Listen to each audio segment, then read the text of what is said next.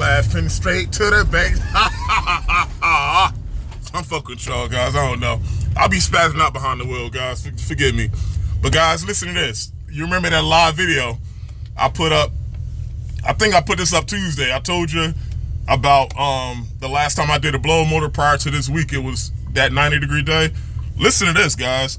I just got out of my last call, and the same customer that we came out for the first time this past summer to do a blow motor, well, to do a condenser fan motor outside, he just called and said that his heat wasn't working inside. And guys, we don't have any history on the furnace. The only thing I know is, like I said, we put a condenser fan motor in over the summer. So I don't know what's going on, guys, but let's take a look and let's see what's going on.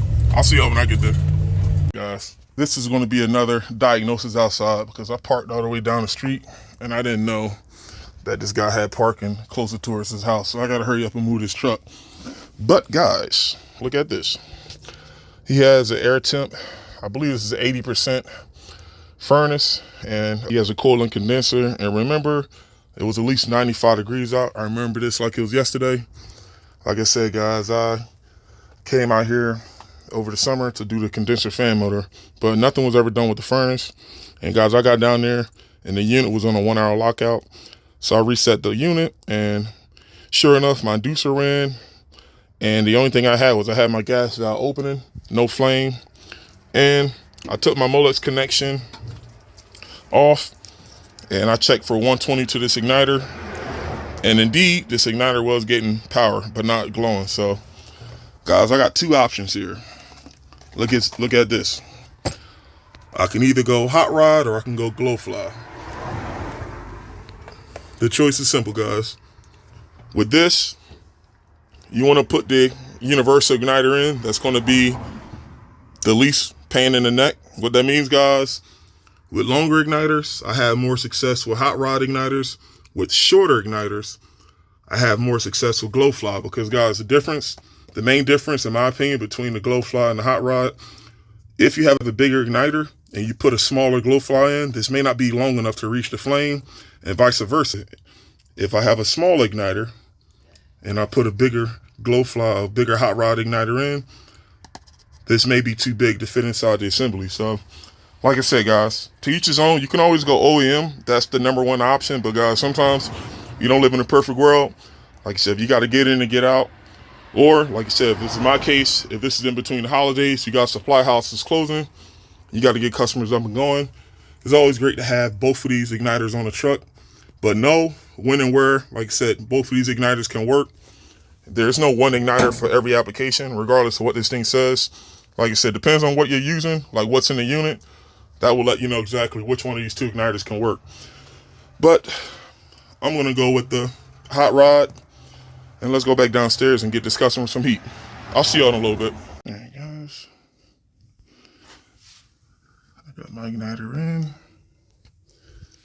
And while I'm at it, I'm going to take out that flame sensor. And let's get to the tool of the day. Not my needle nose.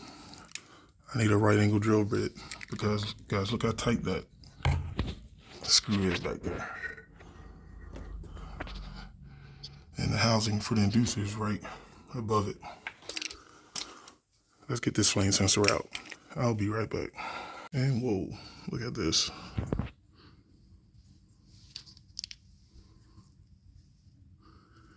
This was a recall waiting to happen. See that oxidation? All right, guys, let's clean this. I'll be right back. All right, that looks better. Now, let's use our tool of the day again. Our right angle drill bit. And I want to clean the burners a little bit too.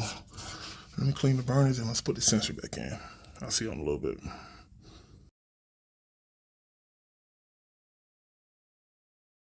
Alright guys, this is a PSA for Nordyne and air temp.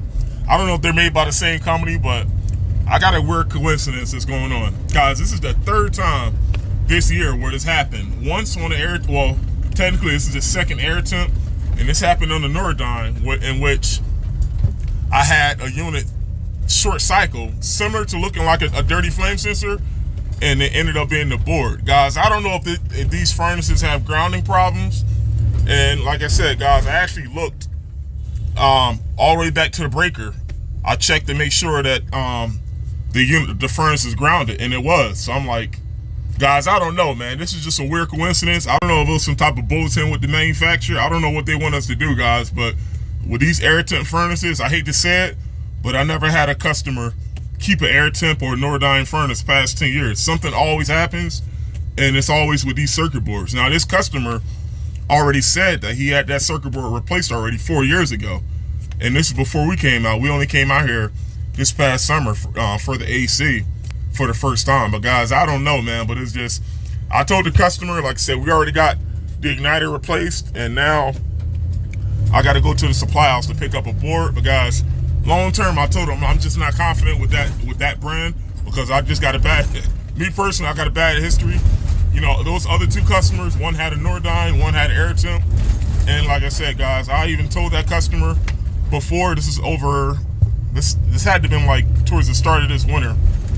I told him, like I said, we can do this board, but long term, you're gonna have a bunch of breakdowns with this brand. And that customer ended up getting the furnace replaced. But guys, yeah, this I get, you know, the customer standpoint. He definitely wants to get by the winter, but like I said, guys, once you get into guarantees not being there, plus the customer spending over a certain amount, you definitely gotta have that conversation before you do anything. Because, like I said, guys, I don't know, it has to be some type of bulletin.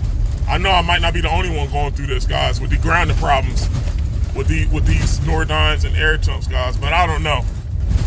But guys, yeah, I don't know. Maybe you guys can drop in the comments. Let me know your service history of dealing with Nordyne and air temp. But like I said, guys, I know new construction, that's the only time we really see those, but those are typically brand new furnaces. But whenever that furnace gets past that 6 or 7 year mark, and once breakdowns add up, guys, from my standpoint, a lot of these customers just end up swapping those furnaces out for different brands. But all right, guys, but I'm on the way to the supply house, so let's get this board and let's shoot back and let's see what's going on. I'll see y'all when I get back. All right, guys, this is my moment of truth. I got my new board already in.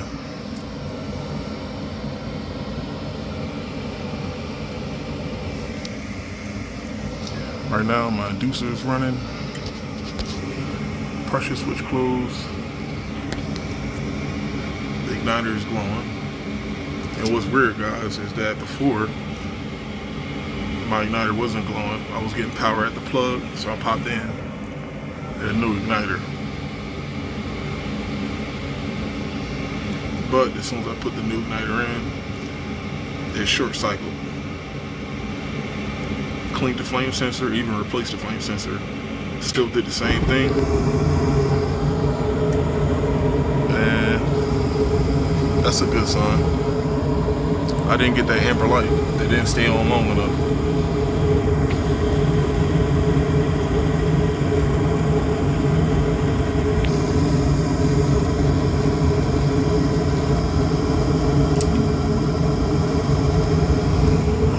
Now my blow motor turned on. Cool.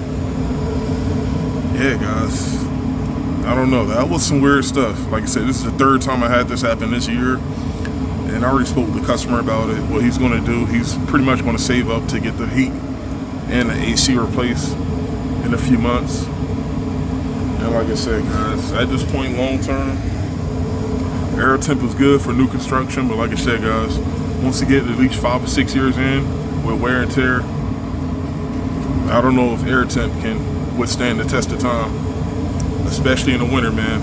In Philadelphia, we get these cold nights. These parts are going to take a beating, so. All right, guys, but I got to pack up and I got to get a new filter. But yeah, guys, there you have it. No heat. Found a bad igniter, replaced the igniter. The burners came on, but the burners didn't stay on long enough. It was short cycling. Cleaned the flame sensor. It even replaced the flame sensor, still did the same thing. I checked my grounding from my emergency switch all the way back to my panel, and the ground is still intact and everything checked out. So I just replaced the board, and there we have it. Yeah, guys, there you have it. But I gotta get going. I got one more crawl that just came in, guys. This is gonna be a long night. But let me pack up and get up out of here. Peace out, you guys. I'll see you on the next one.